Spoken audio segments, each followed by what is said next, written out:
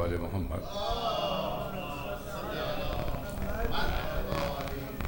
خواتین مجلس کا آغاز کر رہے ہیں۔ قمر آبدی صاحب حدیث قصہ سے مجلس شروع کریں گے۔ جناب قمر آبدی۔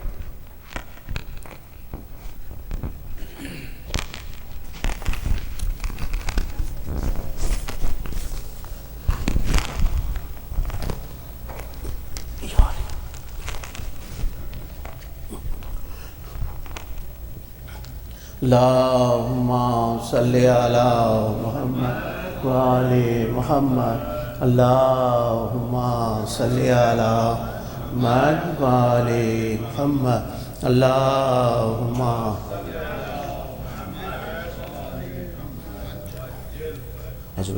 بسم اللہ الرحمن الرحیم۔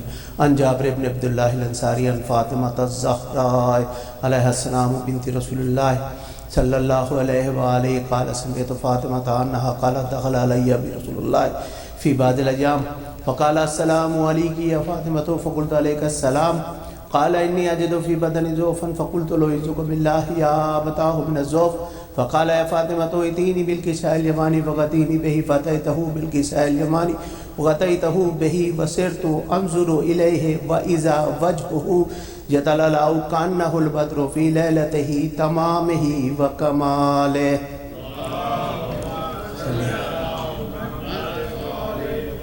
فما كانت الا ساعة وجنب ولدي الحسن قد اقبل وقال السلام عليك يا امه فقلت عليك السلام يا قرة عيني وثمرة فؤادي فقال يا امه اني اشم عندك رائحة طيبة كأنها رائحة جد رسول الله فقلت نعم ان جدك تحت الكساء فاقبل الحسن نحو الكساء وقال السلام عليك يا جده يا رسول الله اتظنني ان ادخل معك تحت الكساء فقال وعليك السلام يا ولدي ويا صاحب حوزي قد زنت لك فدخل معه تحت الكساء۔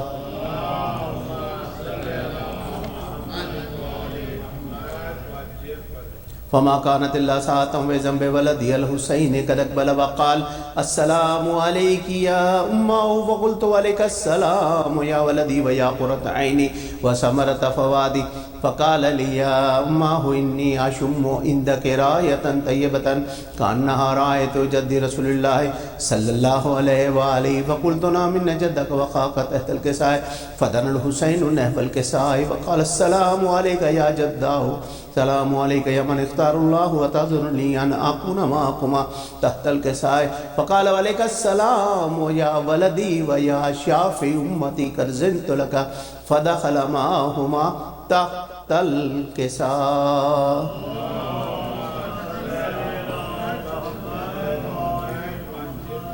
فاقبل عند ذلك ابو الحسن علي بن ابي طالب وقال السلام عليك يا بنت رسول الله فقلت عليك السلام يا ابا الحسن ويا امير المؤمنين فقال يا فاطمة اني اشم عندك راية طيبة كأنها راية اخي وابن ام رسول الله فقلت نعم ها هو ما ولديك تحت الكساء فاقبل علي نحو الكساء وقال السلام عليك يا رسول الله اتظنني ان اكون معكم تحت الكساء قال له عليك السلام يا اخي ويا وسي وخليفتي وصاحب لوائي قد زنت لك فدخل علي تحت الكساء۔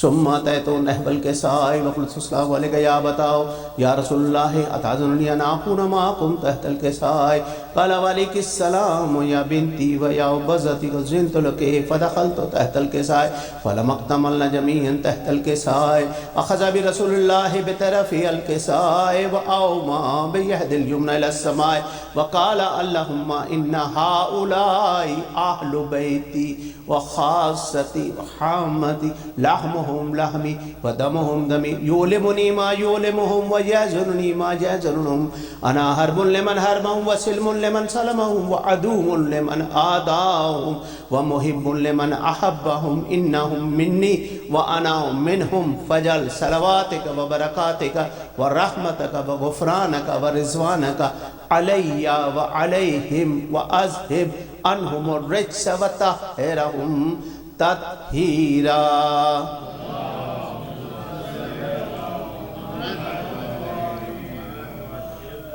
فقال الله عز وجل يا ملائكتي ويا سكان السماوات إني ما خلقت سماء مبنية ولا أرضا مضية ولا قمرا منيرا ولا شمسا مزعة ولا فلكا يدور ولا بحرا يجري ولا فلكا يسري إلا في محبة هؤلاء الخمسة الذين هم تحت الكساء. فقال الأمين جبريل يا رب ومن تحت الكساء؟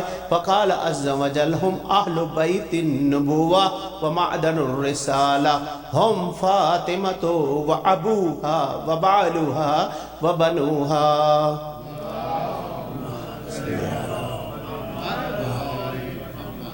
فقال جبرائيل يا ربي أتعاذنني أن أهبط إلى الأرض ليكون معهم سارسا؟ فقال الله نعم قد زنت لك. فهبط من جبرائيل وقال السلام عليك يا رسول الله. يلي الأعلى يقرأك السلام ويخصك بالتحية والإكرام ويقول لك وعزتي وجلالي إني ما خلقت سماء مبنية ولا أرضا مضية ولا قبرا منيرا ولا شمسا موزعة ولا فلكا يدور ولا بحرا يجري ولا فلك يسري إلا لأجلكم ومحبتكم وقد أذن لي أن أدخل معكم. فهل تعذر يا رسول الله؟ فقال رسول الله وعليك السلام ويا أمين وإلا إنه نام قد زنت لك. فدخل جبرائيل معنا تحت الكساء فقال لي إن الله قد أوحى إليكم يقول إنما يريد الله ليذهب عنكم الرجس أهل البيت ويطهركم تطهيرا.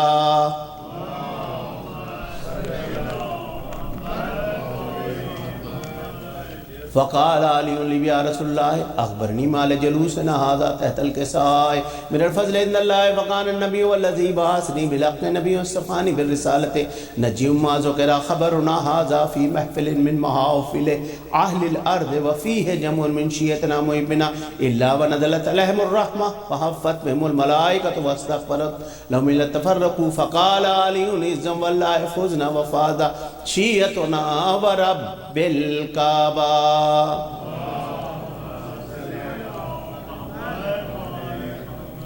فقال النبي ثانيا يا علي والذي بعثني بالحق نبي اصطفاني بالرسالة نجيم ما ذكر خبرنا هذا في محفل من محافل أهل الأرض وفيه جمع من شيعتنا محبنا وفيهم مهموم إلا فرج الله هما ولا مغموم إلا كشف الله غما ولا طالب حاجة إلا وقضى الله حاجتا.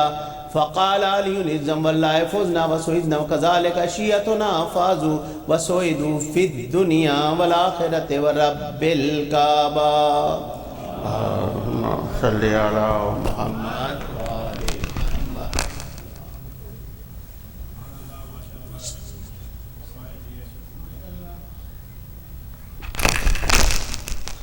ایک بابا سے بلند صلوات. آپ زحمت دوں گا سجاد نقوی کو اسلام پیش کریں گے. سجاد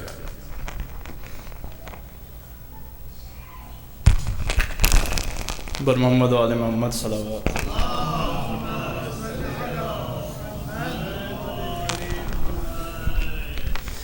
جب دفن کرنے آئے تن پاش پاش کو عابد پکار دیکھ کے غازی کی لاش کو. چچا میں آپ کی تربت بنانے آیا ہوں. سکینہ اب بھی ہے پیاسی بتانے آیا ہوں. بتاؤں کیسے چچا کیا گزر گئے ہم پر. ہر ایک شہر میں مارے گئے ہمیں پتھر.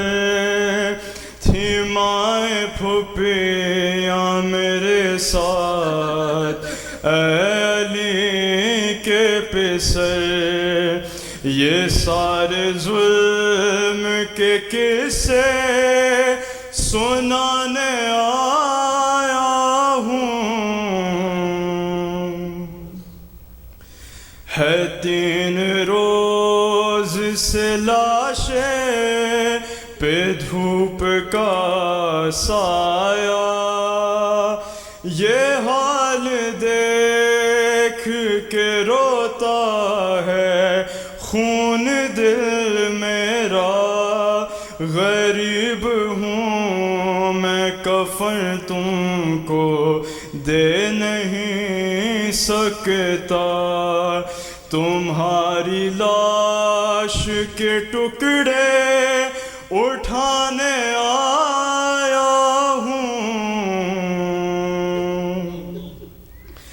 سکینہ راہ میں ناکے سے گر گئی تھی ابھی، وہیں ہے تازہ روایت کمر پہ لکھی ہوئی ہے، جاری خون جو اس وقت ایڑیوں سے میری، وہیں سے کھا کے ابھی تازیانے آیا ہوں. تمہارے سامنے آتی ہے شرم کہتے ہوئے، یہ بات کہتا بھلا کیسے سامنے ان کے، ابھی ہے دور یہاں سے بنی اسد والے. پھوپھی کی چھن گئی چادر بتانے آیا ہوں.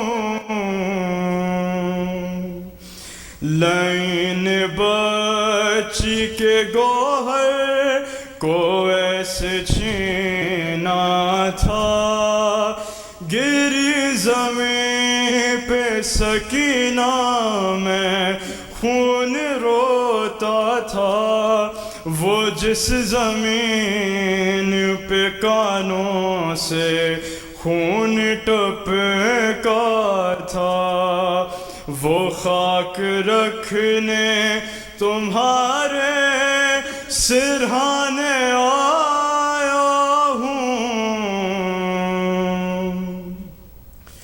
بغیر کہ تم اترے تھے زین سے کیسے، ہروں تو لٹ گئے یہ بازو کٹ گئے جب سے، پڑے تھے دور یہ لاشیں سے آپ کے کب سے، کٹے یہ بازو بدن سے ملانے آیا ہوں.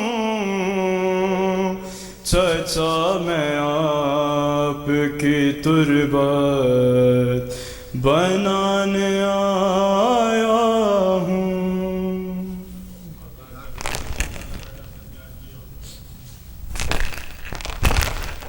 ایک باواز بلند سلوات.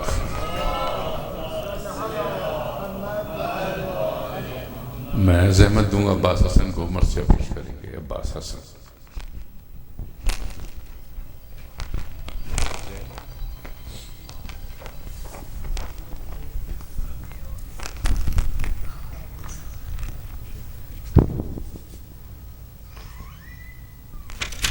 صلوات پر محمد والے محمد.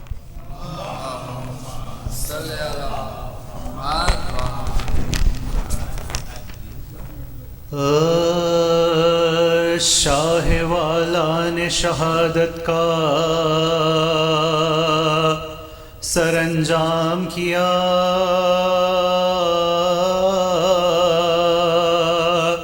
سر کٹا ظلم سہے حق کا مگر کام کیا، صبر نے عابدے بیمار کے اہتمام کیا، باپ اور بیٹے نے اسلام کو اسلام کیا، باپ اور بیٹے نے اسلام کو اسلام کیا۔ وعدہ طفلی کا جو شبیر وفا کرتے ہیں، حق یہ فرزندی سرور کا ادا کرتے ہیں، حق یہ فرزندی سرور کا ادا کرتے ہیں۔ کون معصوم ہوا طوق و سلاسل میں اسیر، کون ہے وہ جس سے پہنائی ہے دوہری زنجیر، تازیانوں سے عدو دیتے تھے کس کو تعزیر، کس کی ماں بہنوں کی مجمع میں ہوئی ہے تشہیر، کس کی ماں بہنوں کی مجمع میں ہوئی ہے تشہیر۔ طے کوئی کر نہ سکا جس کو یہ وہ منزل ہے، صبر ناموس کے بارے میں بہت مشکل ہے، صبر ناموس کے بارے میں بہت مشکل ہے۔ کر گئے تھے جو وصیت شہیدی وقت اخیر،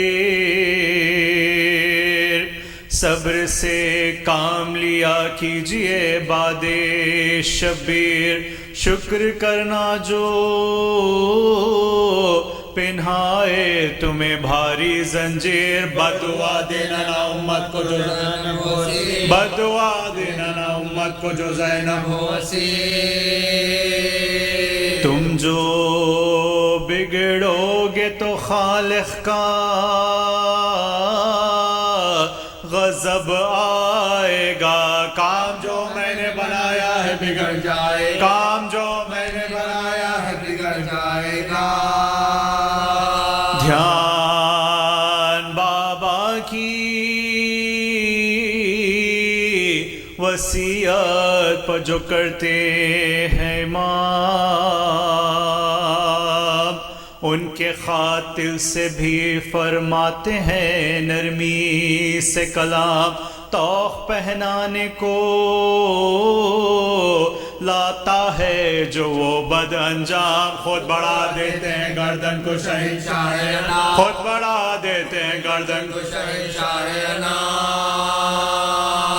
یہ تحمل ہے سے شانے وفا کہتے ہیں، کہنے والے سے تسلیم و رضا کہتے ہیں، کہنے والے سے تسلیم و رضا کہتے ہیں۔ باپ کی لاش پر وہ ظلم ہوا کچھ نہ کہا، چھن گئی ثانیہ زہرا کی ردا کچھ نہ کہا، بازو ناموس کا رسی میں بندھا کچھ نہ کہا، تازیانوں کی صحیح سخت جفا کچھ نہ کہا، تازیانوں کی صحیح سخت جفا کچھ نہ کہا۔ غم سے مادر کا جگر سینے میں پھٹتے دیکھا، علی اصغر کا گلا قبر میں کٹتے دیکھا، علی اصغر کا گلا قبر میں کٹتے دیکھا۔ سر برناسرے دربار گئے صبر کیا،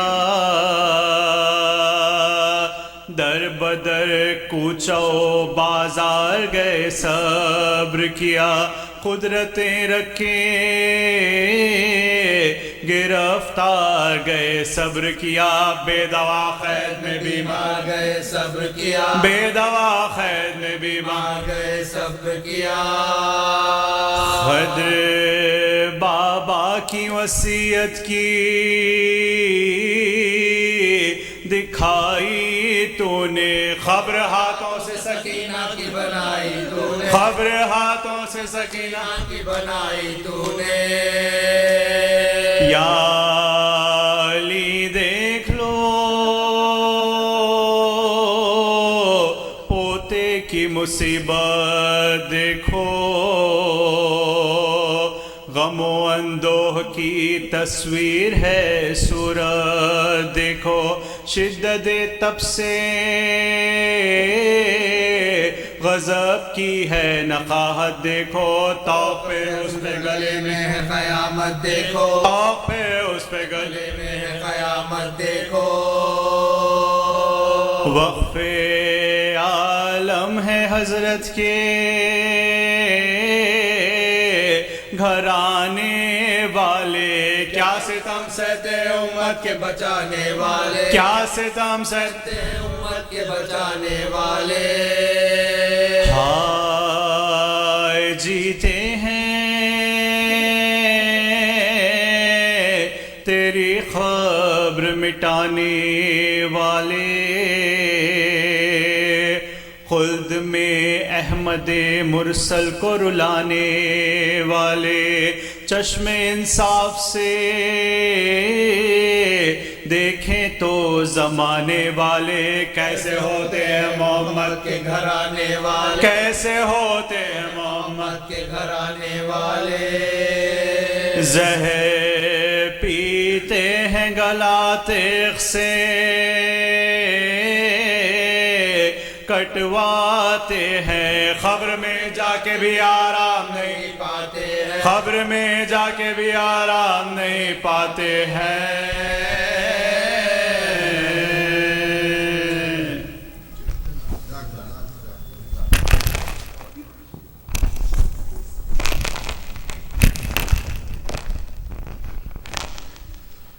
میں آپ حضرات سے درخواست کروں گا تھوڑا سا آگے تشریف لائیں ممبر کے قریب تاکہ مجلس کا ماحول بن سکے ایک باوز بلند صلوات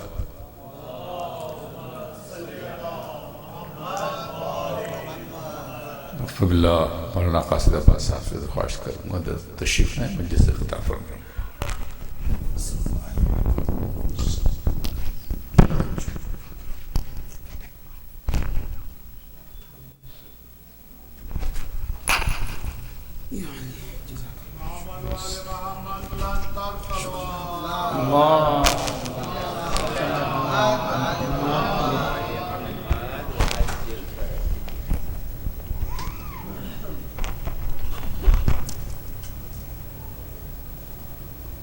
رحم اللہ من قرأ الفاتحہ الحمدللہ رب العالمین الرحمن الرحیم مالک یوم الدین ایاک نعبد و نستعین اهدنا الصراط المستقیم صراط الذین انعمت علیہم بسم اللہ الرحمن الرحیم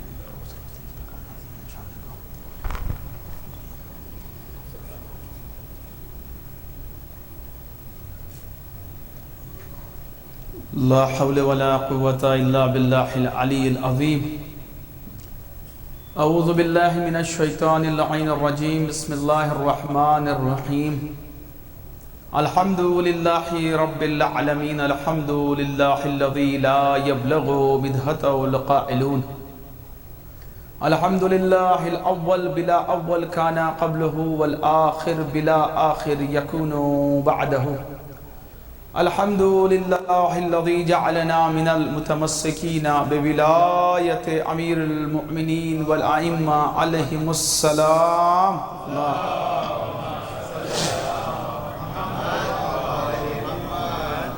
الحمد لله كما هو يحلو الحمد لله على كل حال الصلاة والسلام على أشرف الأنبياء والمرسلين سیدنا و نبینا و حبیب قلوبنا و طبیب نفوسنا و شفیع ذنوبنا مولانا و مولا الثقلین جد الحسن والحسین محبوب رب المشرقین مالک قاب قوسین ابی القاسم محمد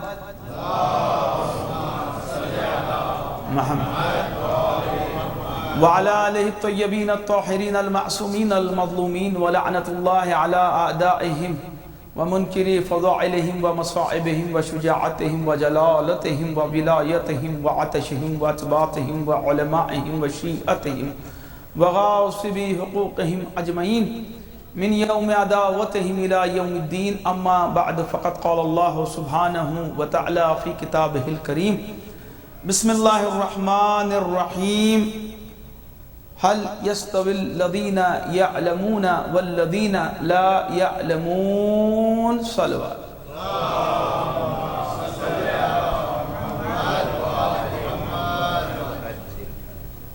حضرات، عظمت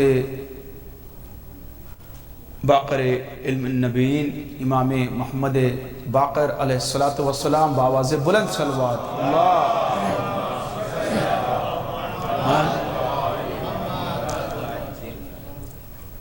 عزیزان گرامی، برادران ایمانی، محبان آل محمد و سوگواران امام مظلوم، امام کی شہادت کے حوالے سے مجلس،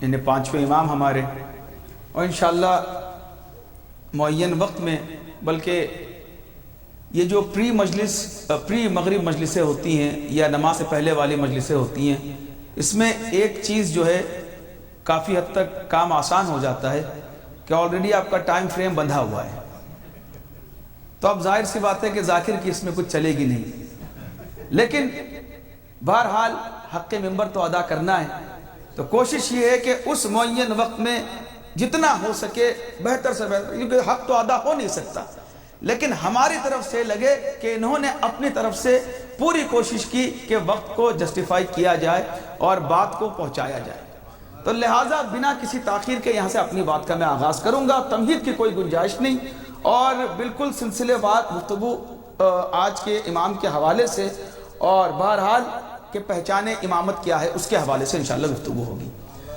اور دیکھیے، میں اکثر ایک بات کہا کرتا ہوں کہ ہم چونکہ اثنا عشری ہیں، تو لہٰذا اتنی ہماری ذمہ داری بنتی ہے کہ ہمیں ہر امام کی، جتنے ہمارے 12 امام ہیں، تمام امام کی کم سے کم تاریخ ولادت، تاریخ شہادت، جائے ولادت، جائے شہادت، کہاں پہ ان کا روزہ ہے، مطلب یہ جو بیسک جو چیزیں ہیں بالکل یہ کم سے کم ہمیں پتہ ہونی چاہیے کہ کس طریقے سے ان کی شہادت ہوئی۔ تو بہرحال الحمدللہ مجالس کے ذریعے سے یہ پیغام ہم تک پہنچتے رہتے ہیں، اور ان کے ایک واقعہ کم سے کم ان کی زندگی کا مشہور اور ایک قول، یہ جو ہے بیر منیمم، چونکہ ہم ان کو نہ کہ صرف ماننے والے، ہم اپنی زندگی کا مقصد ان کی محبت کو سمجھتے ہیں، تو اتنا تو ہمیں پتہ ہونا ہی چاہیے۔ دوسری بات، ایک طرف ہم یہ کہتے ہیں کہ ہم ان پہ جان نثار کرنے کو تیار ہیں، تو بھائی جس پہ آپ جان نثار کرنے کو تیار ہیں، کم سے کم ان کے بارے میں اتنا تو آپ کو پتہ ہونا چاہیے، کیونکہ کل کے دن کوئی یہ نہ کہے کہ جن کا آپ نام نہیں جانتے، جن کا پیغام نہیں جانتے، آپ کس بنا پر جان لٹانے کو آ گئے۔ تو بھائی یہ تو ہمیں پتہ چلا نا کہ ہم یہ بتائیں کہ دیکھو یہ وہ ہیں کہ جن کے سامنے ہماری جان بھی کسی اہمیت کی حامل نہیں ہے۔ تو بہرحال، لیکن پانچویں امام کے متعلق یہ بات میں کیوں آپ کے سامنے عرض کر رہا ہوں، چونکہ پانچویں امام وہ ذات ہے عزیزان گرامی۔ اگر کوئی آپ سے پوچھ لے کہ یہ بتائیے کہ امام کی تاریخ ولادت کیا ہے، امام کی تاریخ شہادت کیا ہے، امام کس سن میں امام کی ولادت ہوئی ہجری کیلنڈر کے اعتبار سے، کس سن میں امام کی شہادت ہوئی، تو بہرحال انسان کو یاد رکھنا پڑتا ہے، لیکن پانچویں امام کے کیس میں آپ کو یاد نہیں رکھنا پڑے گا، کیلکولیٹ کرنا پڑے گا۔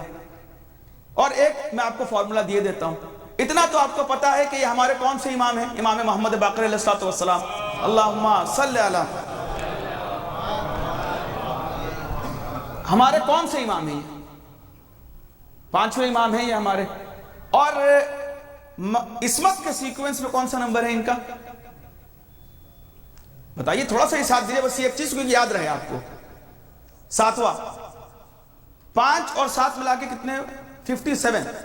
بیسیکلی 5 اور 7 جب ملیں گے 57، میں ایڈ کرنے کی بات نہیں کر رہا ہوں، 57 یہ تھی امام کی عمر شریف، 57 ایئرز کے، اور یہی امام کا سن ولادت ہے 57 ہجری، اور جب آپ 57 میں 57 کو ایڈ کر دیں گے تو 114 ہجری، یہ سن شہادت، یہ سن شہادت۔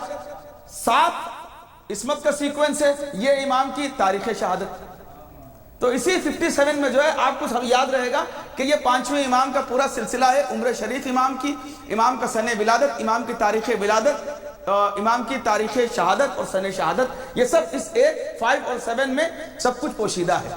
بہرحال عزیزان گرامی، اپنی اصل گفتگو پہ آتے ہوئے کہ امام کو ہم کس بنا پہ امام کہتے ہیں، پہچان امامت کیا ہے، اور اسی پہ گفتگو کو انشاءاللہ آگے بڑھانا ہے، اور جہاں تک وقت اجازت دے گا آپ کی گوش گزار کرنا ہے.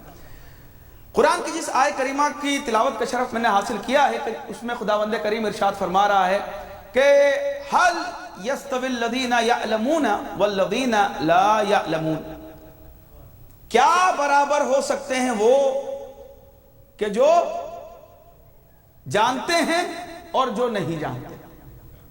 کیا برابر ہو سکتے ہیں وہ، دوسرے لفظوں میں کہوں، جو عالم ہے اور وہ کہ جو جاہل ہے؟ یعنی عزیزان گرامی، اکثر میں ایک جملہ کہا کرتا ہوں کہ جب اللہ کا حبیب یہ پیغام دین لے کر کے آیا تو ہر طریقے کے ڈسکرمنیشن کو ختم کیا، اور جب ہر طریقے کا ڈسکرمنیشن ختم ہوا اور جو دین ابھر کے آیا وہ دین اسلام کہلایا. لیکن ایک ڈسکرمنیشن کو بہت زیادہ رکھا گیا، اور جہاں جہاں یہ ڈسکرمنیشن باقی ہے وہاں دوسرا کوئی ڈسکرمنیشن نہیں ہے، اور اگر وہاں پہ یہ ڈسکرمنیشن نہیں ہے تو سارے ڈسکرمنیشن ہے. وہ کون سا ہے؟ وہ عالم اور جاہل کا ڈسکرمنیشن. اس کا ہونا ضروری ہے، چونکہ قرآن یہ کہہ رہا ہے کہ کیا عالم و جاہل برابر ہیں، اور یہ انداز گفتگو یہ بتا رہا ہے، یعنی جہاں پر جو چیز obvious سی ہوتی ہے، مثلا آپ کہتے ہیں کہ کیا دن اور رات ایک ہے، یعنی obvious سی بات ہے، نہیں ہے، وہاں کبھی کبھی آپ استفہامیہ انداز میں بات کرتے ہیں، یعنی سوالیہ انداز میں بات کرتے ہیں. یعنی کیا عالم و جاہل برابر ہو سکتے ہیں؟ یعنی کبھی بھی برابر نہیں ہو سکتے. عالم و جاہل کبھی برابر نہیں ہو سکتے. عالم ہمیشہ عالم رہے گا اور جاہل ہمیشہ محتاج رہے گا اس عالم کا. عالم آگے چل کے بتائے گا، جو جاہل ہے وہ اس کے پیچھے چلے گا. جاہل کبھی آگے چل نہیں سکتا، عالم کبھی پیچھے رہ نہیں سکتا. اگر جاہل آگے چلنے کی کوشش کرے گا تو یہ اور زیادہ اس کے جہل کو اجاگر کرے گا. وہ عالم کو کبھی پیچھے نہیں کر سکتا آگے چل کے بھی. بھائی اگر جاہل عالم کے پیچھے چل رہا، عالم کے آگے چل رہا ہے، تو آپ کبھی یہ نہیں کہیں گے دیکھو یہ عالم پیچھے ہو گیا. آپ یہ کہیں گے کہ دیکھو یہ جاہل ہے اور یہ ثابت بھی کر رہا ہے. یعنی وہ جتنا زیادہ آگے چلنے کی کوشش کرے گا اتنا زیادہ اس کا جہل نمایاں ہوتا رہے گا. یعنی عزیزان گرامی، شرافت اور عقل مندی اسی میں ہے کہ عالم کے پیچھے چلا جائے. لہذا قرآن مجید نے ایک اور معیار دیا، اور ہمارے یہاں جو امامت کا سب سے بڑا معیار ہے وہ ہے علم. اور صرف ہمارے نزدیک نہیں، دشمنوں کے نزدیک بھی امام کو پہچاننے کا جو معیار ہے وہ ہے علم. اسی لیے قرآن مجید نے آگے بڑھ کے کیا کہا کہ کُلَّ شَيْءٍ أَحْصَيْنَاهُ فِي إِمَامٍ مُبِينٍ، کہ اللہ نے ہر شے کا احاطہ امام مبین میں کر دیا. چونکہ دیکھیے ہمارے یہاں کے بہت سی جگہ یہ ہوتا ہے کہ کئی چیزوں کے امام بن جاتے ہیں. کوئی کسی چیز میں ایکسپرٹ ہو گیا تو لوگ اسے اس چیز کا امام کہنے لگتے ہیں. مان لیجئے کہ کوئی جماعت میں کھڑا ہے تو جماعت کا امام، لیکن آپ نے ساتھ میں لفظ جماعت لگا کے، امام جماعت، لفظ جماعت لگا کے کیا کر دیا؟ اس کی امامت کو محدود کر دیا، اس کی امامت کو کنفائن کر دیا. اس کی امامت لامحدود نہیں ہے. کبھی کبھی ایسا ہوتا ہے کہ لوگ کہتے ہیں امام کعبہ، بہرحال جیسے بھی ہو بنایا ہے لیکن لفظ آگے ایک لگا دیا، یعنی امامت وہیں تک ہوگی. اس کے باہر کا آپ پوچھیں گے تو وہاں پہ اس کی ذمہ داری نہیں ہے. بہت سے لوگ ہوتے ہیں کسی علم میں بہت زیادہ ماہر ہو جاتے ہیں، لوگ کہتے ہیں امام حدیث ہیں، یعنی حدیث کا علم اتنا حاصل کیا ہے کہ لوگ انہیں امام حدیث کہنے لگے. اس کا مطلب یہ حدیث لگا کے یہ بتا دیا کہ صرف اس علم کے متعلق آپ ان سے پوچھ سکتے ہیں، اس کے باہر ان سے آپ سوال نہیں کر سکتے. تو عزیزان گرامی، ہمارے یہاں امام ہونے کے لیے کتنا پڑھنا پڑتا ہے، یا دوسرے لفظوں میں کہوں کہ کتنا علم رکھنا پڑے گا کہ ہمارے یہاں وہ امام کہلائے. اچھا دیکھیں، یہ بھی ہماری خوش نصیبی ہے عزیزان گرامی. امام ہر قوم کے پاس ہے، لیکن امامیہ صرف شیعہ کہلاتے ہیں. آپ مجھے انصاف سے بتائیے، کیا پوچھیں کہ امامیہ فرقہ، خود غیر بھی یہ کہتے ہیں کہ امامیہ فرقے سے تعلق رکھتے ہیں، جبکہ یہ کہتے ہیں. اچھا دیکھیں، آپ سوشل میڈیا کا زمانہ ہے، تو آج کل بہت سے لوگ جو ہے، ظاہر سی بات ہے کہ سچ چھپائے نہیں چھپ رہا، تو بہت سے لوگ آج کل حق کی بات بھی علل اعلان کر رہے ہیں۔ ایک شخص نے بڑی اچھی بات کہی جس کا غیر مسلک سے تعلق تھا، اس نے ایک بات کہی کہ دیکھیے ایک بات میں آپ سے بتاتا چلوں، شیعوں نے کبھی زیادتی نہیں کی، ہمیشہ شیعوں کے ساتھ زیادتی ہوئی ہے۔ اور اس نے خود ایک دلیل دی، ہو سکتا ہے کہ آپ کی نظروں سے بھی وہ کلپ گزرا ہو، ایک پوڈ کاسٹ میں ایک شخص سے بات کر رہا تھا، عالم دین تھا، کوئی معمولی انسان نہیں تھا۔ اس نے ایک بات کہی، اس نے کہا ایک بات غور کرنے والی ہے، کون کہتا ہے لیکن شیعہ ہمیشہ سے مظلوم تھے اور ہمیشہ مظلوم رہے ہیں، ان پہ ظلم ہوتا رہا، ان پہ زیادتی ہوتی رہی، انہوں نے پلٹ کے کبھی ظلم نہیں کیا۔ اچھا یہ پانچویں امام کا بھی قول ہے کہ اگر کوئی تم پر ظلم کرے تو تم یقیناً اس کا جواب دو لیکن اس پہ ظلم نہ کرنا۔ تو یہ تو پہچانے شیعہ تھے کہ شیعہ کبھی ظالم نہیں ہو سکتا۔ کیوں؟ کیونکہ عزیزان گرامی شیعہ کا امام کبھی ظالم نہیں ہو سکتا، چونکہ یہ تو خود قرآن کا معیار ہے، لا ینال عہد الظالمین۔ تو جب ہم جیسے امام کے ماننے والے ویسا ہمارا کردار ہوگا۔ تو اس نے ایک بڑی اچھی بات کہی، اس نے کہا کہ دیکھیے آپ جو یہ کہہ رہے ہیں کہ شیعہ اور شیعوں کے متعلق بات کر رہے ہیں، سیدھی سیدھی بات ہے سرکار، 4 امام ہیں غیر مسالک کے، غیر فرقوں کے، شیعوں نے چاروں کو مسلمان مانا ہوا ہے۔ کیا بڑی اچھی بات اس نے کہی، بالکل سامنے کی بات کہی۔ اس نے کہا کہ غیروں کے 4 امام ہیں، شیعوں نے ایک کو بھی کافر نہیں کہا، اور شیعوں کا 1 امام ہے، یوں تو 12 ہیں لیکن جہاں سے یہ 4 نکلتے ہیں وہاں سے 1 امام ہے، یعنی جعفری کا 1 امام ہے۔ اچھا یہ جن کو شیعوں نے مانا ہوا ہے مسلمان، اس میں سے 1 کا بھی تعلق براہ راست رسول سے نہیں ہے، نہ اس میں سے کوئی رسول کا صحابی ہے، نہ کوئی رسول کے گھر سے، نہ خاندان سے ہے۔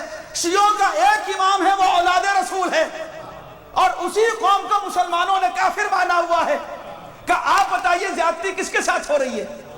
زیادتی تو شیعوں کے ساتھ ہو رہی ہے، بالکل سامنے کی بات ہے نا بھائی، کہ وہ اولاد رسول ہے جسے وہ امام کہہ رہے ہیں، اور تم اس کی امامت کو تسلیم نہیں کر رہے ہو۔ بھائی شیعوں سے بڑا دل کس کا ہو سکتا ہے؟ یہ غیر اس طریقے کی بات کر رہے ہیں۔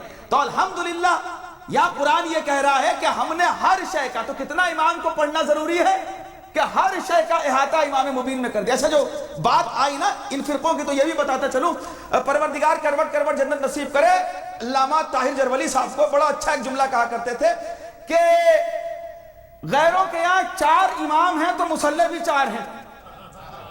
آپ یہ دیکھیے 4 امام ہیں، سب نے مصلی اپنے اپنے بنا لیے، ہمارے یہاں 12 ہیں تب بھی مصلی 1 ہے۔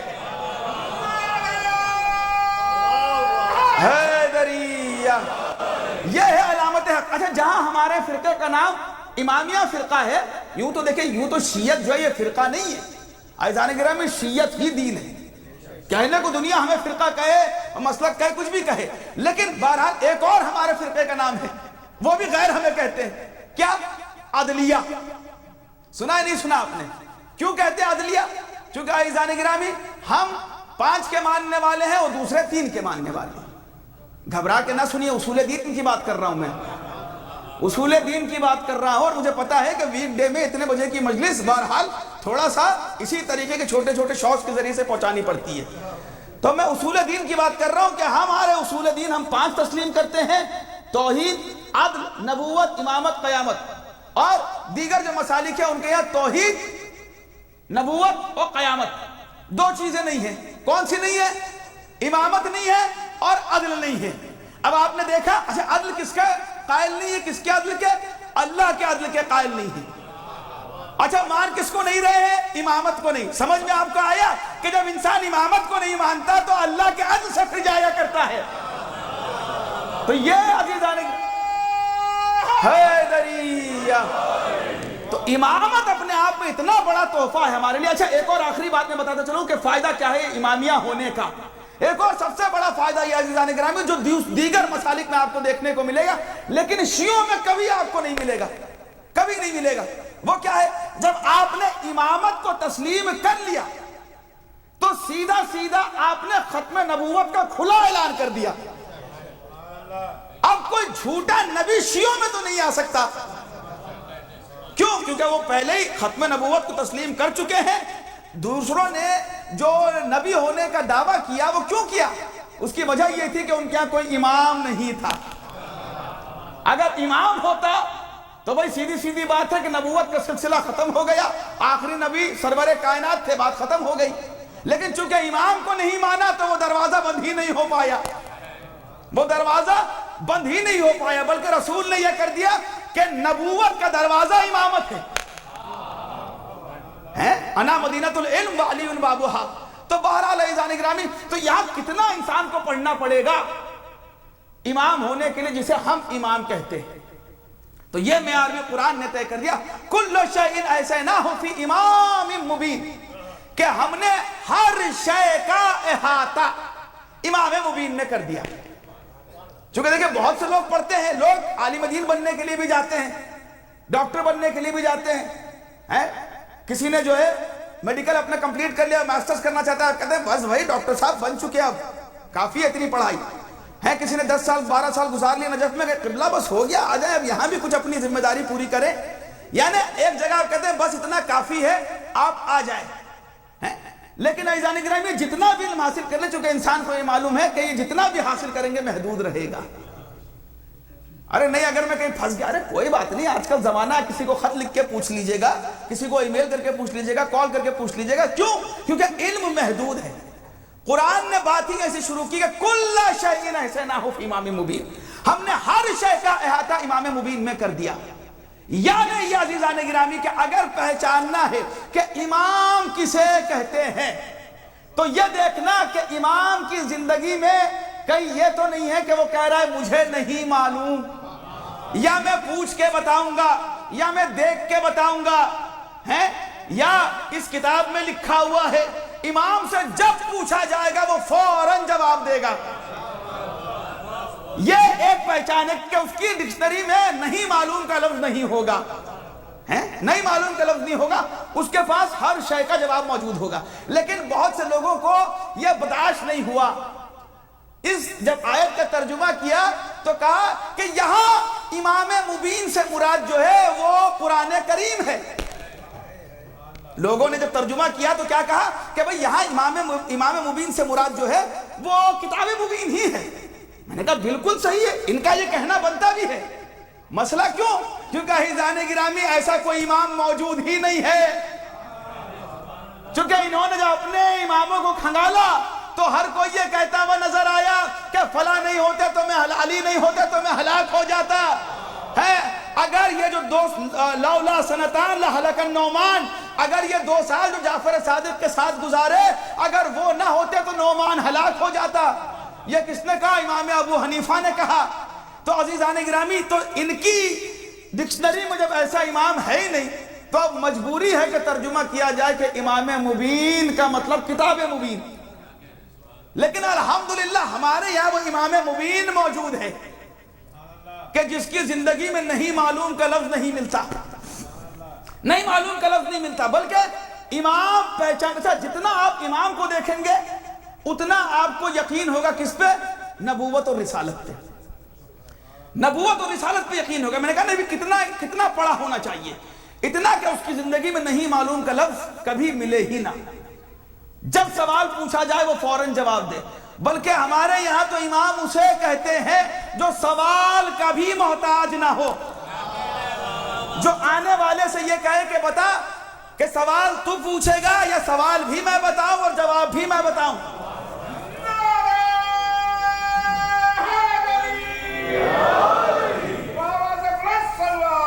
اللہم صلی علی محمد۔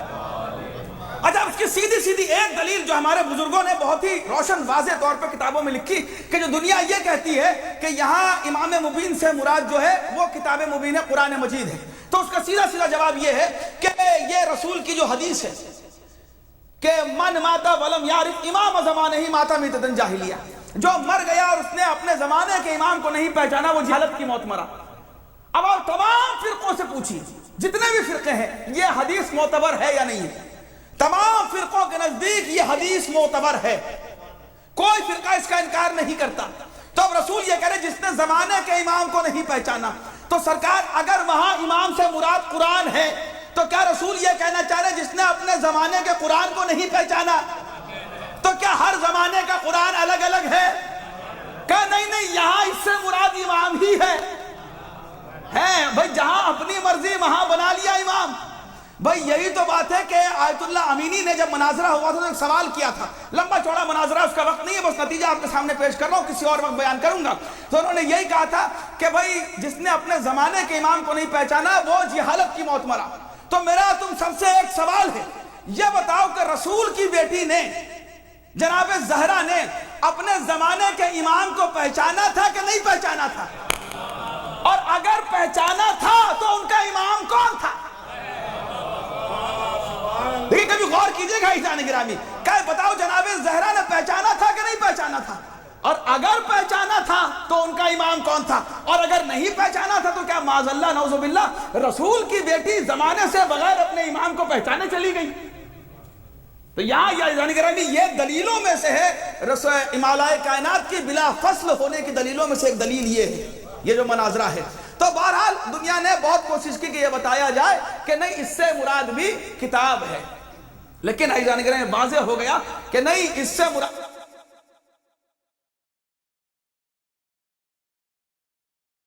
کے رکھ دیا ہے. کسی شے کے متعلق سوال ہو وہ کبھی یہ نہیں کہہ سکتا کہ مجھے نہیں معلوم. اچھا اب سوال دنیا یہ کرتے ہیں کہ میں اسی بالکل موضوع پہ مسلسل چل رہا ہوں, بہت سے لوگ کے سوال کرتے ہیں بھائی تو یہ چیز جو ہے رسول کے متعلق بھی ہونی چاہیے, رسول کے متعلق تو نہیں کہی کہ ہم نے ہر شے کا احاطہ جو ہے رسول مبین میں کر دیا.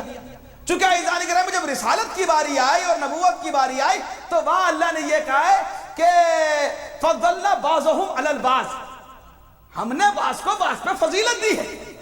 اور موسیٰ اور خضر کے واقعے نے واضح بھی کر دیا کہ ہر کسی کا علم برابر نہیں ہے.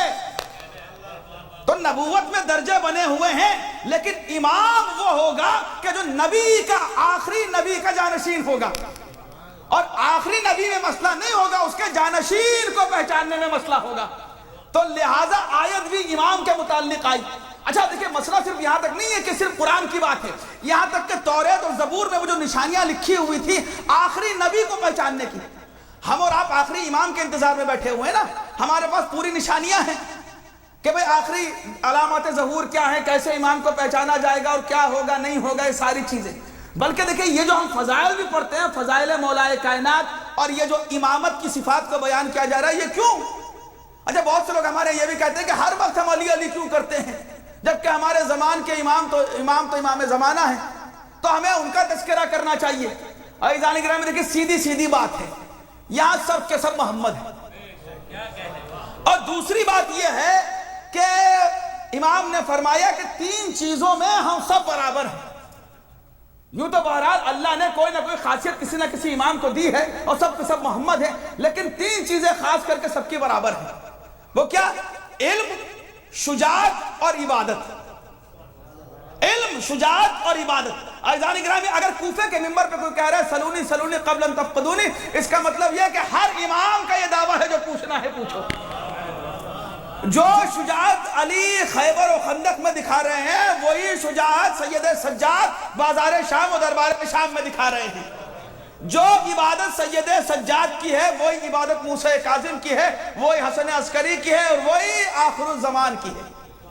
تو عزیزان گرامی امام نے فرمایا کہ اس میں کوئی فرق نہیں. تو بہرحال اگر ہم مولائے کائنات کے فضائل کو بیان کرتے تو اس لیے چونکہ یہ آئینہ ہے, اس آئینے میں اب ظاہر سی بات ہے کہ میں نے آپ کے سامنے کہا کہ دیگر مسالک میں جھوٹے نبیوں کا دعویٰ ہوا, ہمارے یہاں شیعوں میں جھوٹے نبیوں کا دعویٰ نہیں ہو سکتا.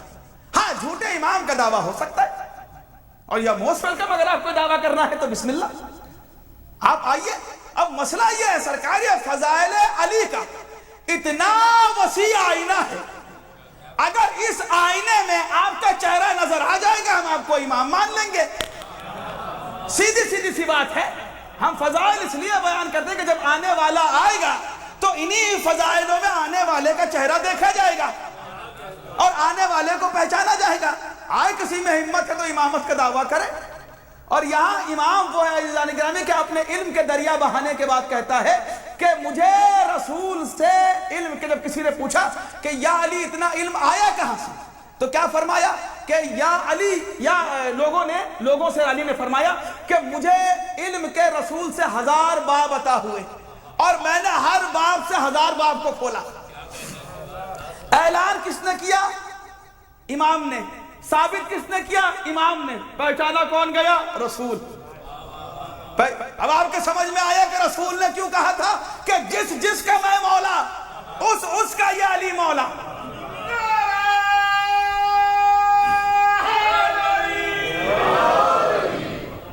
बहुत जल्दी मरहलों को तय करूंगा ईसानी करम, तो सिर्फ हमारे यहाँ नहीं, ईसाइयों के यहाँ, यहूदियों के यहाँ भी ये निशानियां मौजूद थी कि भाई आखिरी रसूल को कैसे पहचानेंगे। तो वो भी आखिरी रसूल के इंतजार में थे।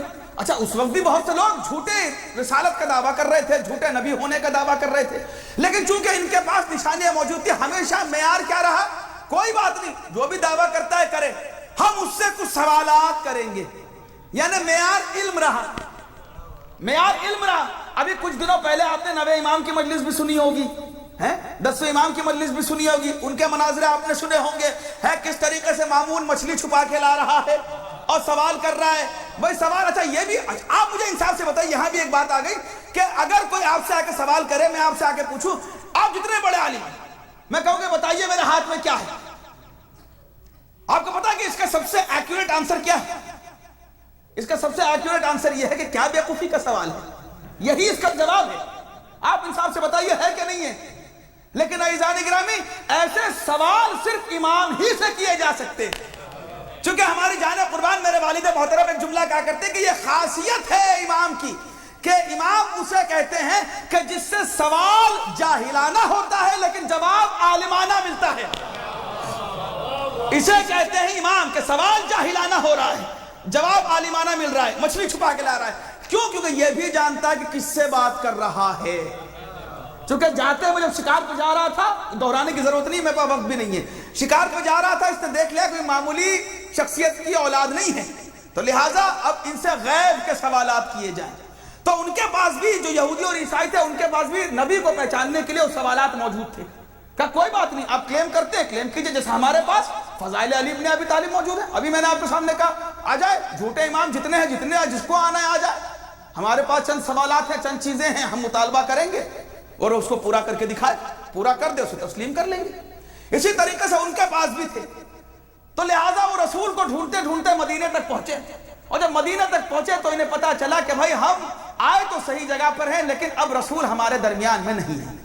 तो लोगों ने बताया कि देखो तुम आए तो सही जगह पर हो, यही वो जगह है कि जहां मोहम्मद अरबी ने, मोहम्मद बिन अब्दुल्ला ने रिसालत का दावा किया और वो रसूल बरहक थे, और लिहाजा तुम भी उनका कलमा पढ़ लो। कहा हम ऐसे कलमा नहीं पढ़ेंगे जब तक हम उनको परख ना लेते, वेरीफाई ना कर लेते।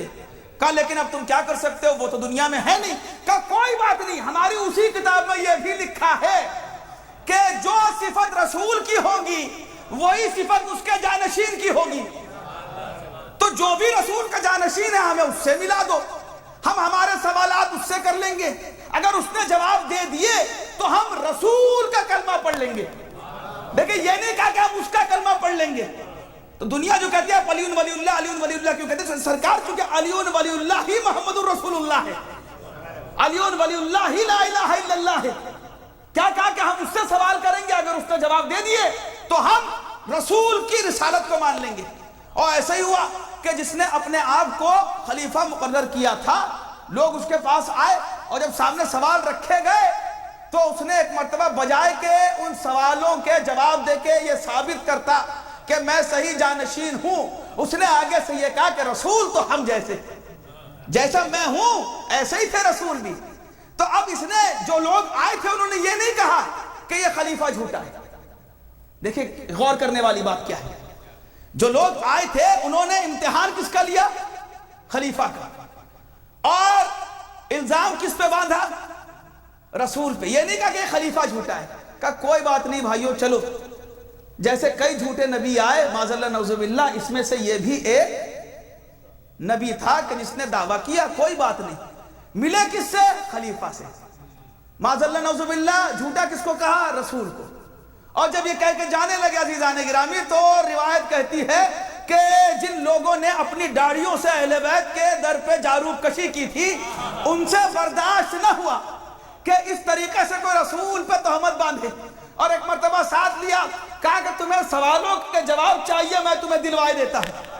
हाथ पकड़ा और लेके साथ में आए اور روایت کہتی ہے کہ ایک مرتبہ باب مدینۃ العلم پہ لے کر کے آئے، در علی پہ لے کر کے آئے، کہا پوچھو جو پوچھنا ہے، پوچھو جو علی سے پوچھنا ہے۔ ایک مرتبہ علی نے دیکھا پورے قضیے کو، سمجھے، کہا سلمان ٹھہر جاؤ، یہ کیوں ان سے کہتے ہو کہ پوچھو جو پوچھنا ہے؟ ایک مرتبہ علی مسکرائے، مسکرانے کے بعد کہتے ہیں کہ یہ بتاؤ سوال تم پوچھو گے یا سوال بھی میں بتاؤں اور جواب بھی میں بتاؤں؟ عزیزان کرام دیکھیں بہت سی روایتوں میں تو یہ ملتا ہے کہ ہمارے ائمہ معصومین نے یہ کہا کہ جب لوگ جانتے تھے کہ امام اس انداز سے جواب دیتے ہیں کہ یہ بتائے کہ سوال بھی میں بتاؤں یا جواب بھی، لیکن کئی بار ایسا ہوتا ہے کہ آپ ایک ہی 2-4 سوال اگر ہر جگہ پوچھتے ہوئے آئے تو ان سوالوں کی بھی شہرت ہو جاتی ہے، سوالوں کی بھی شہرت، لوگوں کو پتا ہوتا ہے کہ وہ کون سا سوال ہے۔ جیسے اکثر ہمارے بچپن میں، اب تو ساری چیزیں ڈیجیٹلائز ہو گئی ہیں، ہمارے بچپن میں جب آپ لائسنس پرمٹ کا ٹیسٹ بھی دینے جاتے تھے تو وہ کمپیوٹرائز نہیں تھا، آپ کو جو ہے وہ ملٹیپل چوائس میں دینا پڑتا تھا، تو اس میں بہت سے لوگ جنہیں سوال بھی نہیں پتا ہوتا تھا کیا ہے، چونکہ پیٹرن باہر لیک ہو چکا ہوتا تھا تو لوگ اپنے یہاں انگلیوں پہ پتہ نہیں کیا نشان لگا کے جاتے تھے، اے بی اور سی کا اس طریقے سے بنایا ہوا تھا، ڈاٹس لگے ہوتے تھے اور وہ جاتے تھے یوں دیکھ کے اے لگایا، بی لگایا، سی لگایا، نہ سوال پڑھا نہ سوال سمجھے اور پرمٹ میں پاس ہوئے اور آ بھی گئے۔ اچھا ان لوگ چونکہ سوال مشہور ہو چکے تھے، اب جنہیں سوال نہیں بھی پتا ہوتا تھا وہ بھی صحیح جواب دے کے آتا تھا، اگر اسی میں سیکوینس کو بدل دیا جائے تو گئے کام سے گئے نا۔ تو عزیزان گرامی کئی روایات معصومین کی ایسی ملتی ہے، معصومین نے یہ ارشاد فرمایا کہ یہ بتا کہ سوال بھی میں بتاؤں اور اگر تو بول تو جو تیرے دل میں سوال ابھر رہا ہے تو میں اس کے حساب سے جواب دوں۔ اسی لیے تو مولا امیر نے ارشاد فرمایا کہ اگر یہ دنیا مجھے چین سے تکیہ کرنے دیتی تو میں یہودیوں کا جواب یہودیوں کی کتاب سے دیتا، عیسائیوں کا کتاب عیسائیوں کی جواب کتاب سے دیتا، اور یہاں تک کہ جسے کسی خدا پہ یقین و بھروسہ نہیں ہے اسے اس کی عقل کے اعتبار سے مطمئن کرتا۔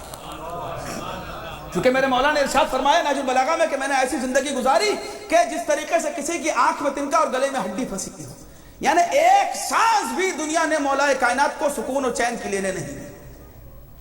تو بہرحال عزیزان گرامی تو یہاں جب لوگ آئے تو ایک مرتبہ مولا کائنات نے ان کے تمام سوالوں کے ایک کے بعد دیگر جواب دینا شروع کیے، اور جب جواب دینا شروع کیے تو انہوں نے اپنے اعتبار سے ان سوالوں کو پڑھا، جوابوں کو دیکھنا شروع کیا اور ایک دوسرے کا چہرہ دیکھنے لگے۔ اور ایک مرتبہ اب ہوا کیا، اب یہ جو سامنے کھڑا اس نے دعویٰ نہیں کیا، اس نے یہ نہیں کہا کہ میں رسول کے جانشین ہوں، رسول کے جانشین نہیں کہا، اب ان لوگوں نے کہا جب علی سے مل لیے تب کہا، جب پہلے خلیفہ سے ملے تو رسول کی صداقت پہ شک کیا تھا، جب علی سے ملے تب کہا کہ خلیفہ جھوٹا ہے۔ اب آپ کے سمجھ میں آئے دنیا ہم سے پوچھتے ہیں فلاں کو کیوں نہیں مانتے، فلاں کو کیوں نہیں مانتے، فلاں، ہم ایک ہی جواب دیتے ہیں بھائی ہماری مشکل یہ ہے کہ ہم علی سے مل چکے ہیں، اگر علی سے نہیں ملے ہوتے تو شاید تمہیں مان رہے ہوتے، اور جیسے دنیا توہین رسالت کر رہی ہے ہم تمہارے والے کو مان کے توہین رسالت کا توق گلے میں ڈالے ہوئے ہوتے۔ اور الحمدللہ چونکہ ہم امامیہ ہیں، امام کو مانا ہے، جتنا دنیا امام کو دیکھتی ہے اتنا رسول کا کلمہ پڑھتی ہے، کہا کہ وہ رسول بھی سچا اور اس رسول کا سچا جانشین یہ ہے علم امامت، جس کے لیے قرآن کہہ رہا ہے کہ لا رتبن ولا یابسن الا فی کتاب مبین، کہ کوئی ایسا خشکوتر نہیں جو کتاب مبین میں نہ ہو، یا کل شیء ایسے نہ ہو فی امام مبین، یا کتاب مبین ہے یا امام مبین ہے کہ جس میں ہر شے نظر آتی ہے۔ بہت جلدی منزلوں کو طے کروں۔ اب آپ دیکھیں یہی چیز جیسے وہاں مولا نے دعوی سلونی کیا، اسی چیز کا بدلہ ہوا رخ آپ کو 5ویں امام کی زندگی میں نظر آئے گا۔ جب سوال کرنے والے نے سوال کیا اور سوال کرنے سے پہلے امام سے ایک سوال اور کیا کہا کہ کیا آپ عالم ہیں؟ آپ نے سنا ہے نا 5ویں امام سے، کیا آپ عالم ہیں؟ ہماری جانیں قربان، ایسا سب جواب بھی سوائے امام کے کوئی اور نہیں دے سکتا۔ اسی لیے کہتے ہیں کہ کلام الامام امام الکلام، جو امام کا کلام ہوتا ہے وہ کلاموں کا بھی امام ہوتا ہے۔ جب کسی نے سوال کیا امام سے کہ اے فرزند رسول کیا آپ عالم ہیں، تو امام نے کہا نہیں، امام نے کہا میں جاہل نہیں ہوں۔ اور دیکھیں سوائے امام کے کوئی یہ کہہ نہیں سکتا، چونکہ اگر آپ یہ کہیں گے عالم ہے تو عزیزان گرامی سیدھا سیدھا دوسرا اس سے بلا فصل ایک سوال آئے گا کہ کس چیز کے عالم ہیں؟ بہت سے لوگ ڈاکٹر سے پوچھتے ہیں کہ بھائی آپ کی ایکسپرٹیز کیا ہے؟ بہت سے لوگ ایسے انجینئر سے پوچھتے ہیں بھائی کس چیز کی آپ نے انجینئرنگ کی ہے؟ چونکہ عزیزان گرامی علم انسان کے بس میں نہیں ہے کہ عالم کل ہو، لیکن جب وہ یہ کہہ دیتا ہے کہ میں جاہل نہیں ہوں، یعنی کوئی علم مجھ سے چھوٹا نہیں ہے. چونکہ جہاں انسان یہ کہے گا کہ میں عالم ہوں، یعنی کسی نہ کسی چیز کا جاہل ہے. جس کی ایک مثال غالباً شاید میں عشرے میں بھی دے چکا ہوں، بہت جلدی جلدی آپ کے سامنے دے کے گزر جاؤں کہ اگر میں کسی کے گھر پہنچوں اور کہہ کہ بھئی ہٹ جائیے عالم آئے ہیں، اور آج کل تو ویسے بھی عالم کا سیدھا علامہ چلتا ہے، آپ کو پتہ ہی ہے. اچھا ماشاءاللہ سے لوگوں کا بھی ایک بہرحال میں کیا کہوں عزیزان گرامی جیسا زمانہ، اور یہ بھی ایک کہاوت کہی جاتی ہے کہ جیسے لوگ ویسا امام، اور جیسا امام ویسے لوگ، دونوں ایک چیز پہ موقوف ہے. ایک جگہ میرے نام کے آگے لکھا گیا علامہ قاصد عباس. میں نے اگلے دن ممبر پہ کہہ دیا بھائی میں کوئی علامہ نہیں ہوں جو نام کے آگے لگا دیا، علامہ ہے نا بہت جاننے والا، اور میں ادنا سا طالب علم ہوں. پھر اگلے دن جن صاحب نے اناؤنس کر کے مجھے بلایا، انہوں نے کہا بھائی کل ہی ہمارے علم میں یہ بات آئی کہ قبلہ علامہ نہیں ہے، اور ہم دعا کریں گے کہ جلد سے جلد علامہ بن جائیں. اب بہرحال میں نے کہا بھائی گاڑی بات کہیں اور جا رہی ہے. اسی وقت میں نے ممبر سے کہا کہ بھائی جو علامہ کی تعریف آپ کی ڈکشنری میں ہے نا وہ والا علامہ میں ہوں، ورنہ جو حقیقت علامہ کی تعریف ہے وہ میں نہیں ہوں. حقیقتاً تو سرکار ہم مولانا بھی کہلوانے کے لائق نہیں ہیں. اسی لیے جو پرانے علماء ہوا کرتے تھے وہ اپنے نام کے آگے مولوی لگایا کرتے تھے، چونکہ ظاہر سی بات ہے کیونکہ مولا کا لفظ بھی ہم صرف مولا کے لیے استعمال کرتے ہیں. بہرحال میں ان سب چیزوں میں اس وقت جانا نہیں چاہتا. تو خلاصہ یہ عزیزان گرامی کہ یہ اس طریقے سے اگر میں آپ کے گھر آؤں، آپ کہیں بھئی عالم آ گئے، اب جب کہیں گے عالم آ گیا، آپ کہیں کہ اچھا ہوا قبلہ آپ آ گئے، بچے کی تھوڑی سی طبیعت خراب ہے، اگر آپ کو دوائی بتا دیتے. میں نے کہا میں کیا بتاؤں، کسی ڈاکٹر سے رابطہ کیجئے. اچھا اس کے بارے میں علم نہیں ہے؟ میں نے کہا نہیں بالکل نہیں ہے مجھے. اچھا وہ خیر آپ آ گئے، لیکن ہمارے یہاں کچھ مسئلے ہو رہے تھے اور یہ الیکٹرک کی کوئی پرابلم ہو رہی ہے، اگر اس میں آپ کچھ ہمیں بتا دیں ہمیں کیا کرنا چاہیے. میں نے کہا اس کا مجھ سے کوئی تعلق نہیں ہے. پھر انہوں نے کوئی سوال کیا، میں نے کہا اس کے بارے میں بھی کچھ میں نہیں جانتا، آپ کسی انجینئر سے رابطہ کیجئے. اور کہیں قبلہ لوگ یہ کہہ رہے تھے عالم آ گئے، علامہ آ گئے، آپ مجھے عالم کم اور جاہل زیادہ نظر آ رہے ہیں. جو آپ کا علم والا پورشن ہے وہ بہت کم ہے. اسی لیے میں نے پہلے اپنی مثال دی. اسی طریقے سے کوئی ڈاکٹر آ جائے، اب ان سے پوچھئے کہ بھائی یہ آپ مجھے نکاح کے مسائل بتائیے، اس کے کہ بھائی آپ کسی مولانا کو کال کیجئے. کافی تو لوگ کہہ رہے تھے کہ آپ فلاں جگہ کے پڑھے ہوئے ہیں، بہت بڑے عالم ہیں، کہ عالم ہو اپنی فیلڈ کا. تو عزیزان گرامی پھر آپ یہ کہیں گے تو سرکار آپ مجھے عالم کم، علم والا حصہ کم اور جہل والا حصہ زیادہ نظر آ رہا ہے. لیکن جب امام نے یہ کہہ دیا میں جاہل نہیں ہوں، تو سرکار کوئی علم ایسا بچا نہیں کہ جس کا امام عالم نہیں ہے.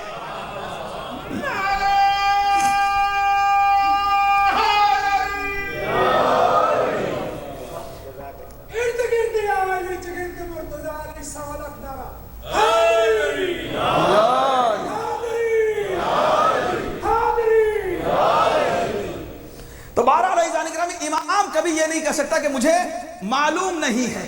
امام نے کیا کہا کہ میں جاہل نہیں ہوں، اور اس کے بعد جتنے سوال پوچھے گئے امام نے ایک کے بعد دیگر جواب دیا. صرف یہی نہیں، اب یہ دیکھیے کہ 3 برس کی عمر ہے. اچھا یہاں مشہور و معروف بات کہ امام کسی زندگی سے رسول اللہ جناب جابر سے ملاقات کرتے ہیں، اور ملاقات کرنے کے بعد کہتے ہیں کہ جابر میں تمہیں ایک امانت دے رہا ہوں جو تمہیں میرے 5ویں جانشین تک پہنچانی ہے.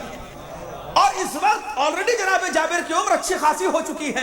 اچھا دنیا ہم سے کہتے ہیں کہ آپ اصحاب کا تذکرہ نہیں کرتے، آپ صحابی نہیں کرتے. ہم نے کہا آئیے پہلے ہمیں کو بتا تو دیں کہ صحابی ہوتا کیسا ہے. کون کہتا ہے کہ ہم صحابیوں کا تذکرہ نہیں کرتے؟ آپ یہ دیکھیے کہ یہاں جناب جابر آئے اور آنے کے بعد رسول کو سلام کرتے ہیں. رسول اللہ کہتے ہیں کہ اے جابر میں تمہیں ایک امانت دوں گا، وہ امانت میرے 5ویں جانشین تک پہنچا دو. جابر کہتے ہیں کہ یہ میری خوش نصیبی کہ جو اللہ کا امین ہے وہ اپنی امانت مجھے دے رہا ہے، تو یہ میرے لیے بہت بڑی خوش نصیبی ہے. یا رسول اللہ جو آپ کا حکم. اچھا انصاف سے بتائیے کوئی اور ہوتا تو کیا کہتا؟ یا رسول اللہ کیسی باتیں کر رہے ہیں، میری عمر پہلے ہی اچھی خاصی ہو چکی ہے، میں کہاں وہاں تک جیوں گا. لیکن جابر نے کہیں یہ نہیں کہا.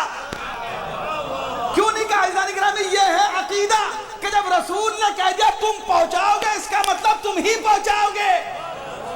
یہ ہے یقین. وہ صحابی نہیں ہے جو یہ کہتا وہ نظر آئے کہ جیسا شک آج ہوا ایسا شک کبھی نہ ہوا. یعنی کہ ایمان کہتے ہی اس کو ہے. قرآن کرے ثم لم یرتابوا کہ پھر شک چھو کے بھی نہ گزرے. یقین کی منزل کا نام ہے. اچھا امانت ملی, پانچویں امام کا دور آیا, انتظار میں رہتے تھے, نابینا ہو چکے ہیں. کربلا کے واقعات میں بھی آپ نے سنا کہ یہ پہنچے تھے زیارت اربعین کے لیے, نابینا تھے. نہ مدینے کی گلیوں میں کہا کرتے تھے آئینہ باقر, آئینہ باقر, باقر کہاں ہے, باقر کہاں ہے, پیغام پہنچانا ہے. اچھا رسول نے ایسا نہیں کہ صرف امانت دی, صرف امانت دی, ایسا نہیں کہ امانت پہنچا دینا. رسول نے علامتیں بھی بتائیں, کہا اس کا نام میرا نام ہوگا. چونکہ بھی پہنچانے سے پہلے تم ویریفائی کر لینا ہے. چھوٹی موٹی چیزیں ہم پہنچانے تو سائن آن ڈیلیوری لیتے ہیں نا, تو یہاں پر رسول کی اتنی بڑی امانت بغیر ویریفیکیشن کے کیسے پہنچا دیں گے؟ کہا کہ اس کا نام میرا نام ہوگا, اس کا انداز میرا انداز ہوگا, اس کی رفتار میری رفتار ہوگی, اس کی گفتار میری گفتار ہوگی, اور اے نہیں وہ میرے طریقے سے بات کیا کرے گا. تو یہ تمام علامات موجود تھیں. لیکن ایزانی روایت کہتی ہے کہ 3 برس کی غالباً عمر ہے جناب امام محمد باقر کی, اور ایک مرتبہ مدینے کی گلیوں میں جناب جابر ایک جگہ پر بیٹھے ہوئے ہیں اور آہٹ کو محسوس کیا کسی کی, اور قدموں کی آہٹ کو محسوس کرتے ہیں. دیکھیں صحابی کہتے ہیں کس کو ہیں, قدموں کی آہٹ کو محسوس کیا, اور جگہ سے کھڑے ہو گئے احترام میں, جگہ سے کھڑے ہو گئے. چونکہ اگر اللہ, ظاہر سی بات ہے کہ اگر آپ کے کسی سینس آرگن کو وہ کسی اعتبار کی بنا پہ کمزور کرتا ہے تو آپ کے 6 سینس کو بہرحال مضبوط کر دیتا ہے. تو نابینا ہونے کے بعد یہ جو آہٹ ہے انسان اس کو زیادہ محسوس کرنے لگتا ہے. تو بہرحال انہوں نے اس آہٹ کو محسوس کیا اور احترام میں کھڑے ہو گئے. غلام نے پوچھا کہ کیا ہوا؟ کہا کہ مجھے محسوس ہو رہا ہے کہ اللہ کے رسول تشریف لا رہے ہیں.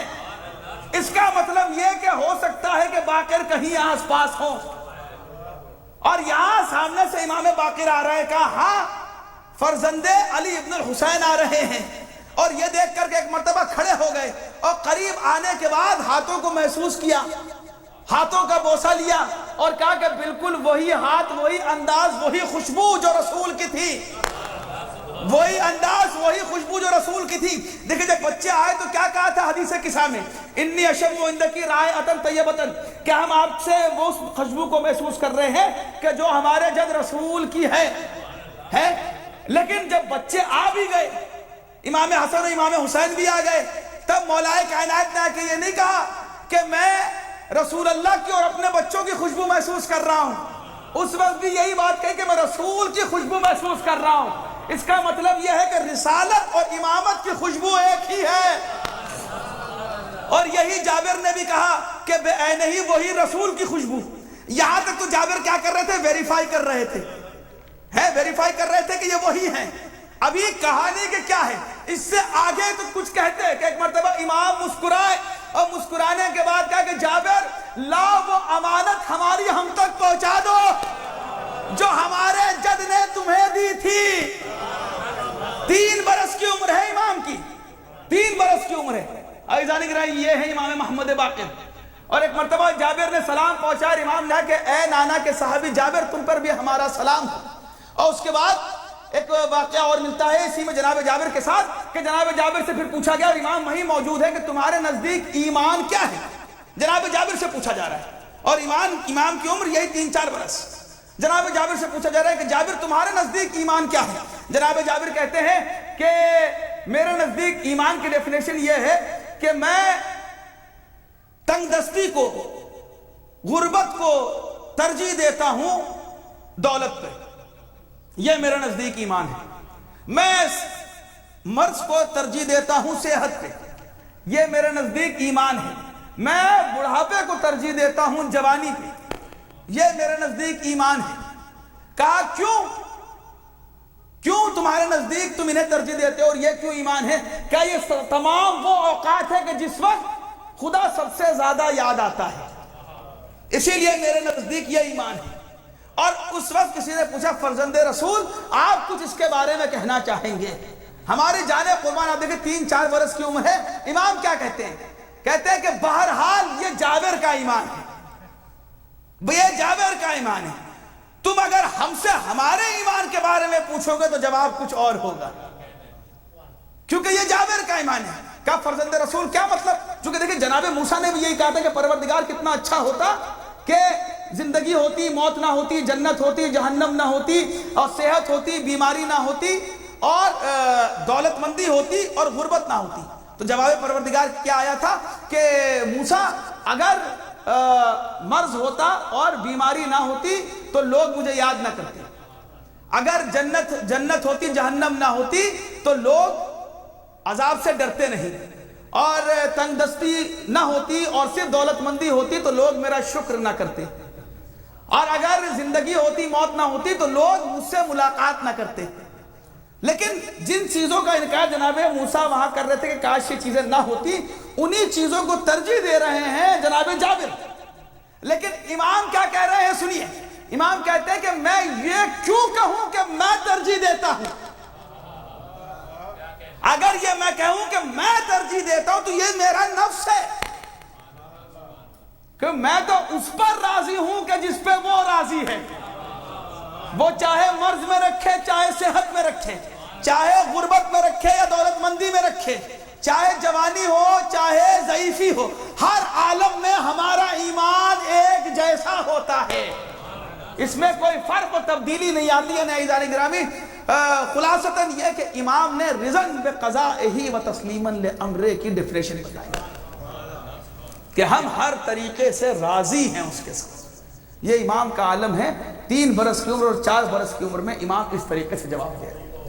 لیکن دیکھیں غور کرنے والی بات ایک اور ہے، امامت کا یہ بھی بہت بڑا معجزہ ہے، جس کے ساتھ جیسے واقعات ہوئے ہیں نا عزیزان کرام، اللہ نے بالکل ہی ایسا کام اس امام سے لیا ہے کہ جو ایسے واقعات پیش آنے کے بعد ایسا کام کرنا انسان کے لیے ناممکن ہو۔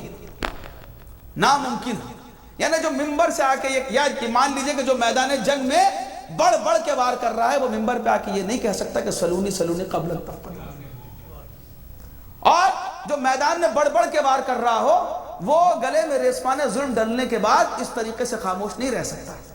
لیکن یہ صرف معجزات ہیں امامت کے کہ صبر و شجاعت ایک ہی پیکر میں جمع ہو جاتی ہے۔ اسی طریقے سے آپ دیکھیں 3 برس اور 4 برس اور 5 برس کی عمر میں امام اس طریقے سے جواب دے رہے ہیں۔ اس میں سے بہت سے سوالات وہ ہیں کہ جو قبل از کربلا ہوئے ہیں، اور بہت سے وہ ہیں جو بعد از کربلا ہوئے ہیں، کچھ پری کربلا ہیں کچھ پوسٹ کربلا ہیں، اور امام وہ ہیں جو کربلا میں موجود تھے۔ اور دیکھیں یہ بالکل واضح سی بات ہے کہ اگر کسی بچے کے سامنے کوئی مصیبت پیش آتی ہے تو یہ باقاعدہ ایکسپرٹس بھی یہ کہتے ہیں کہ زندگی بھر کے لیے ایک چھاپ ذہن میں رہ جاتی ہے۔ اللہ اکبر۔ عزیزان گرامی، آپ کی آوازیں بلند ہو گئی اور میں معذرت چاہتا ہوں اگر کچھ وقت میں نے ضائع لیا ہو، نوحہ خانوں کو بھی ان کا وقت مل جائے اور ماتمداری بھی تھوڑی سی ہو جائے۔ بہرحال عزیزان گرامی، یہ امام وہ امام ہے کہ جس کو یہ کہیے کہ دنیاوی اعتبار سے، ورنہ مجھے امام کے لیے کہنے کی ضرورت نہیں ہے، دنیاوی اعتبار سے ہوش سنبھالا عزیزان گرامی تو کربلا کو دیکھا ہے۔ اجرکم اللہ، پہلا سفر ہو رہا ہے تو کربلا کا ہو رہا ہے۔ یقیناً ہم امام کے وہ واقعات کو پڑھتے ہیں کہ جو بہت بعد کی زندگی میں پیش آئے، لیکن بچپنے کے عالم میں امام نے جن واقعات کو دیکھا ہے اجرکم اللہ، ہاں عزیزان گرامی، یہ امام وہ ہے کہ جس نے 3 برس کی عمر میں اپنے جد حسین کے سر کو نوکے نیزہ پہ دیکھا ہے۔ یہ امام وہ امام ہے، چونکہ ظاہر سی بات ہے کہ جب خیمے میں بچے تھے، دیکھیں بچوں کے لیے جو سب سے زیادہ دل کو بہلانے کا سہارا ہوتا ہے وہ ہم عمر بچے ہوتے ہیں، وہ ہر وقت انہیں یاد کیا کرتے ہیں۔ ہاں عزیزان گرامی، یقیناً امام کی عمر 3 برس کی ہے، لیکن ہاں امام کی ایک ہمسن پھوپھی بھی ہے جو کربلا میں موجود ہے، جسے ہم اور سکینہ کے نام سے جانتے ہیں۔ عزیزان گرامی، کبھی ایسا ہوتا ہے کہ اگر ایک بچے کو کوئی پریشان کرے تو دوسرے بچے کا دل تڑپنے لگتا ہے، کبھی کوئی ایک بچے کو مارے تو دوسرا بچہ خود ہی سہم جاتا ہے۔ وہ اتنا سمجھ لیجئے یہ امام باقر وہ امام ہے جو سکینہ کے ہر تماچے پہ سہم جایا کرتا تھا۔ اجرکم اللہ۔ اور عزیزان گرامی، معصوم نے ایک مرتبہ کسی سے کہا کہ دیکھو چاہے کچھ ہو جائے، کبھی کسی بچے کے سامنے اس کے بزرگ پہ ہاتھ نہ اٹھانا، اس کے بڑے پہ ہاتھ نہ اٹھانا۔ امام باقر وہ امام ہے جس نے کربلا سے کوفہ سے شام مسلسل اپنے بابا کو تعزیہ میں کھاتے ہوئے دیکھا۔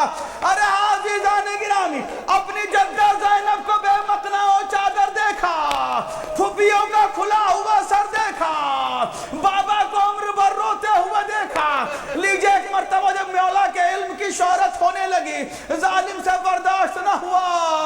ہاں زہر دغا بڑے ہی منفرد انداز سے دیا گیا.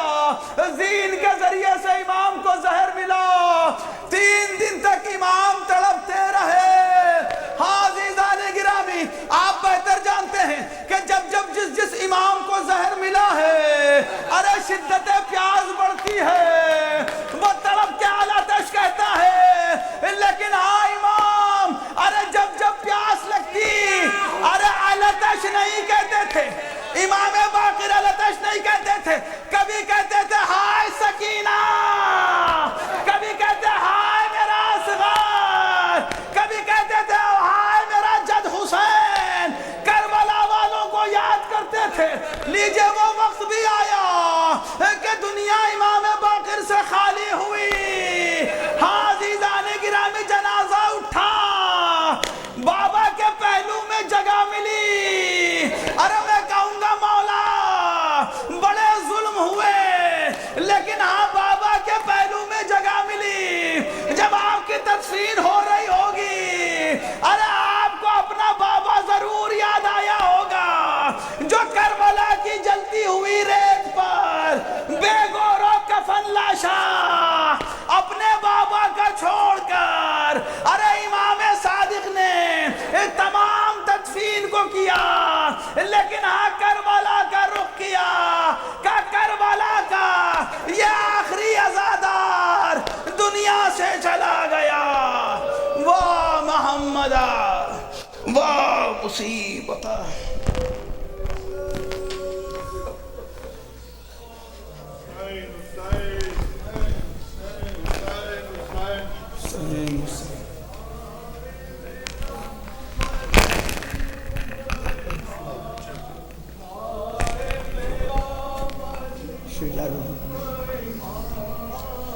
ہائے میرا مظلوم امام, ہائے میرا مظلوم امام, ہائے میرا مظلوم امام, ہائے میرا مظلوم امام,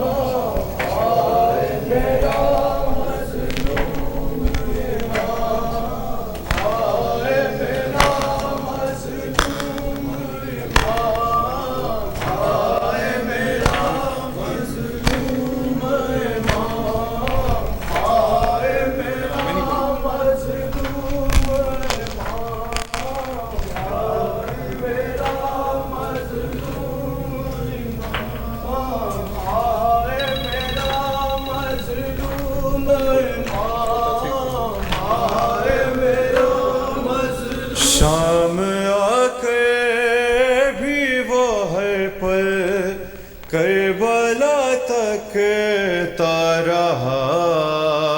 ہائے نیزے پہ وہ زینب کی ردا تک تا رہا.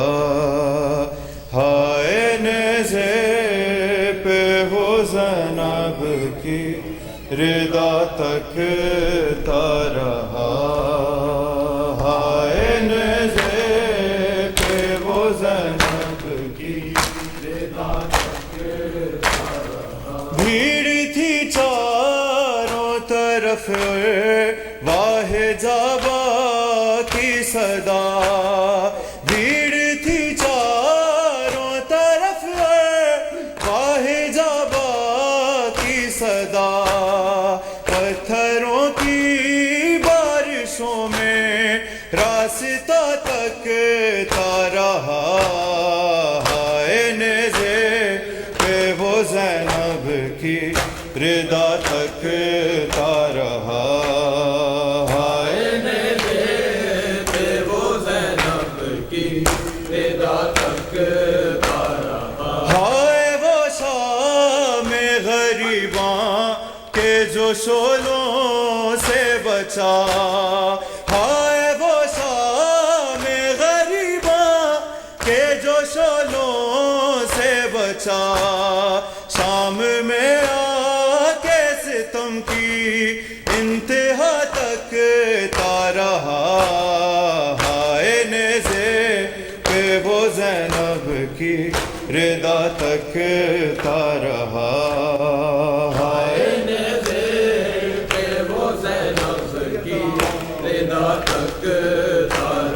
ہائے غیور وہ سیاد اور دربار یزید ہائے غیور وہ سیاد اور دربار یزید کون زینب ناز سن کر چپ رہا تکتا رہا ہائے نیزے وہ زینب کی رضا تکتا رہا